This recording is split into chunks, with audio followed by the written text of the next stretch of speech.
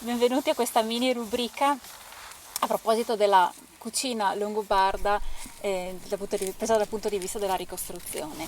Nel nostro approccio in particolare per quanto riguarda la didattica, noi riscontriamo il problema del contenuto dei ricettari a noi prevenuti, per esempio Antimo o Apiccio, perché sono ricettari di corte. Quello che a noi serve invece a livello didattico è dare uno spaccato realistico di quello che poteva essere la cucina e il tipo di cibo che il longobardo medio poteva trovare sulla propria tavola. Di conseguenza noi ci basiamo sui ritrovamenti archeologici di offerte di cibo all'interno delle tombe e sugli studi sugli scheletri che ci permettono anche in una certa misura di capire quali fossero gli elementi sostanziali e primari all'interno della dieta dei longobardi cividalesi della prima generazione e della seconda.